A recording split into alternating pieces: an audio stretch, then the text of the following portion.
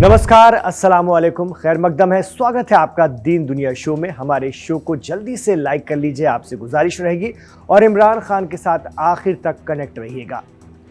Syria में अपने दोस्त बशर अल असद का तख्ता पलट हो जाने के बाद ईरान के supreme leader Ayatollah Ali Khamenei ने बुधवार 11 दिसंबर को जब बैत रहबर में संबोधन या पहली प्रतिक्रिया देने के लिए वो पहुंचे तो वहां पर जिस तरह से वो मुसल्ले पर खड़े हुए तो नारे लगे, हैदर हैदर या सहयूनी, यानी ए सहयूनी फोर्सेस, समझ लो कि हैदर की फोर्सेस, हैदर की फौज आ रही हैं, चली आ रही हैं।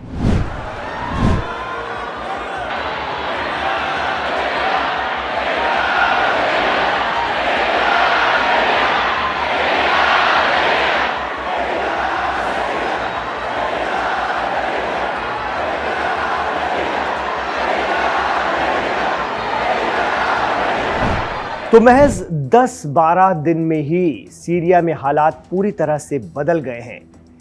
इसका असर खास तौर से फिलिस्तीन में मस्जिद अक्सा की आज़ादी के लिए लड़ाई लड़ रही तंजीमों की सप्लाई लाइन पर पड़ना लाजमी है। जी हां, मस्जिद अक्सा के लिए कई रेजिस्टेंस फोर्सेस इस वक्त लड़ रही हैं जिन्हें ईरान की हिमायत है।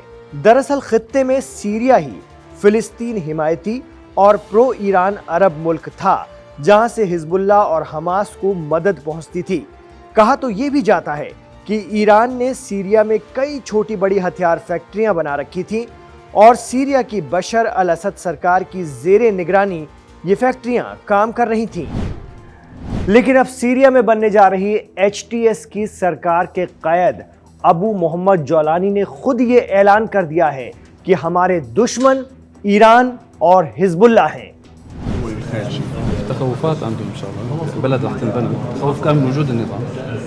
जौलानी का कहना है कि हम जंग लड़ लड़ कर थक गए हैं, लेकिन हमारा खतरा हिजबुल्लाह और ईरान हिमायती तंजीमें हैं। तो सीरिया कब्जा चुकी दहशतगर्द तंजीम फिलिस्तीन की हिमायत में लड़ रही इस्लामिक रेजिस्टेंस फोर्सेस को अपने सबसे बड़े दुश्मन के तौर पर देखती हैं, सबसे बड़ा दुश्मन मानती हैं। ऊपर से इजराइल ने भी जौलानी और HTS को धमकी दे दी है कि इलाके में किसी ने भी ईरान का साथ दिया या उनके प्रॉक्सी की किसी भी तरह से मदद की तो उसका अंजाम भी वैसा ही होगा जैसा बशर अल असद का हुआ।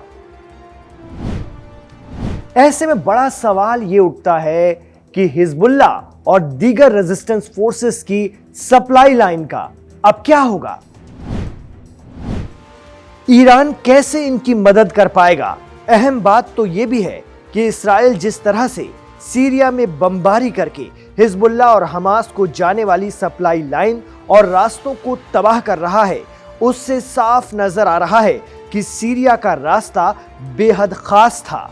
अब हालात ये हैं कि सीरिया के रास्ते भी तबाह हैं और उस पर से HTS के दहशतगर्दों की निगरानी और खुली दुश्मनी।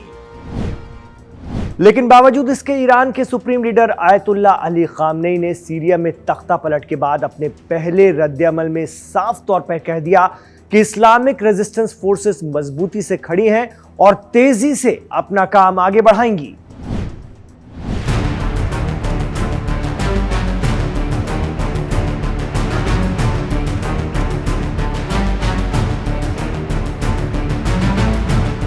उन्होंने कहा कि मुकावमत यानी रेजिस्टेंस यही है, जितना ज्यादा दबाव डालोगे ये उतना ही मजबूत होगा, जितना अधिक जुल्म करोगे ये उतना ही जज्बा हासिल करेगा, जितना ज्यादा तुम उनसे जंग करोगे ये उतना ही फैलता जाएगा। उन्होंने अपने दुश्मनों से कहा कि तुमसे कहता हूं, अल्लाह की तौफीक से मुकावमत का दायरा पूरे इलाके में पहले से ज्यादा बेहतर ढंग से फैल जाएगा।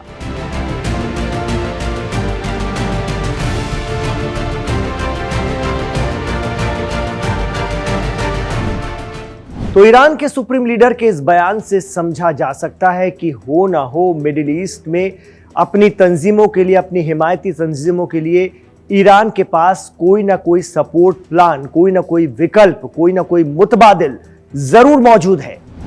توطئه‌گر اصلی، نقشه کش اصلی ईरान के रहबरे मुअज्जम ने साफ कहा कि जो जाहिल तज्जियाकार मुकावमत के मफहूम को नहीं समझते, वो सोचते हैं कि अगर मुकावमत कमज़ोर हुई तो इस्लामी ईरान भी कमज़ोर हो जाएगा। लेकिन मैं तुमसे कहना चाहता हूँ, अल्लाह की तौफीक से, अल्लाह की इजाज़त से ईरान मजबूत और ताकतवर है और भी ज़्यादा ताकतवर बनेगा।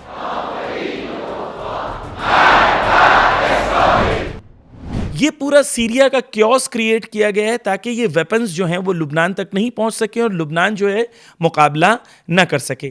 लेकिन आप गौर करें कि अहम चीज़ ये है कि सीरिया के अंदर जो हालात हैं अभी वो खुद क्योस की शक्ल है, वो खुद आपस में लड़ेंगे।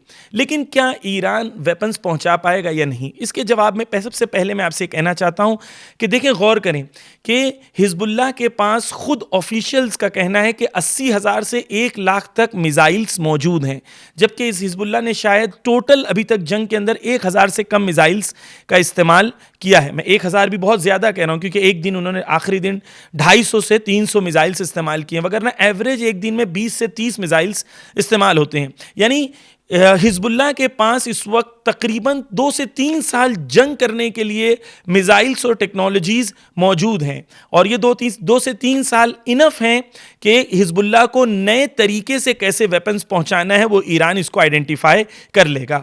यानी अगर आप ये समझ रहे हैं या व्यूअर्स ये समझ रहे हैं कि हिजबुल्लाह या मुकावमत इस वक्त कमज़ोर है, तो बिल्कुल भी ऐसा नहीं है। हिजबुल्लाह इस वक्त बहुत स्ट्रांग है।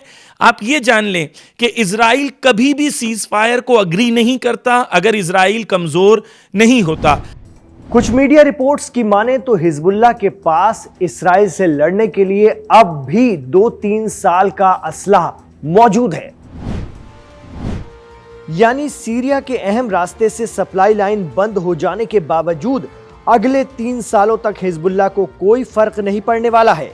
वो खुद को तैयार किए हुए है लंबी लड़ाई के लिए। अपने खिताब में ईरान के सुप्रीम लीडर खामनेई ने बार बार ये भी बताने की कोशिश की है कि हमारे असली दुश्मन अमेरिका और इस्राइल हैं और बाकी अरब मुल्क उनके लिए काम करते हैं, फंसाने का काम। खामनेई के मुताबिक अमेरिका खुद को मिडिल ईस्ट में मजबूत करना चाहता है तो किसी का मकसद है ज़मीनें कब्जाना। कुल मिलाकर सब अलग अलग मकसद के लिए जुटे हुए हैं, जो कुछ ही वक्त में आपस में लड़ने भी लगेंगे।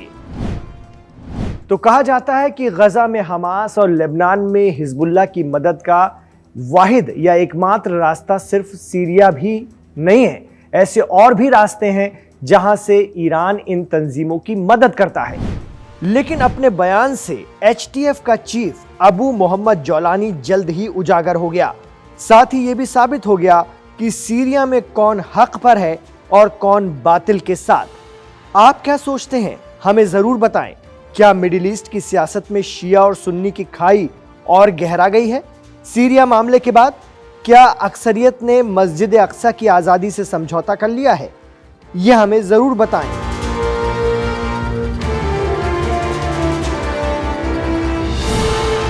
वहीं पिछले 10-12 दिनों में सीरिया के लोगों ने अपना कौमी परचम यानी अपना झंडा भी बदल डाला है और इस नए झंडे के साथ वो बेहद खुश हैं। लेकिन हालात यही रहे तो कहीं ऐसा ना हो कि परचम के साथ साथ इनके मुल्क का नक्शा भी बदल जाए और ये देखते रह जाएं। तो लाइव हिंदुस्तान पर दीन दुनिया शो आपको कैसा लगता है, हमें जरूर बताइए। और आज के शो के बारे में आपकी क्या राय है, क्या प्रतिक्रिया है, क्या रद्द-ए-अमल है, कमेंट बॉक्स पर जरूर बताएं। साथ ही ये भी बताएं कि आप हमारे शो को दुनिया के किस हिस्से से देख रहे हैं और इसमें और क्या कुछ देखना चाहते हैं। आपके कमेंट्स हमें मिल रहे हैं और हम उन पर गौर भी कर रहे हैं। इमरान खान के साथ आखिर तक कनेक्ट रहने के लिए आपका बहुत बहुत शुक्रिया। हमारे इस शो को लाइक ज़रूर कर दीजिए, खूब शेयर कीजिए। साथ ही हमारे चैनल लाइव हिंदुस्तान को सब्सक्राइब ज़रूर कर लीजिए। इजाज़त दीजिए, अपना ख्याल रखिए और दुआओं में याद रखिए।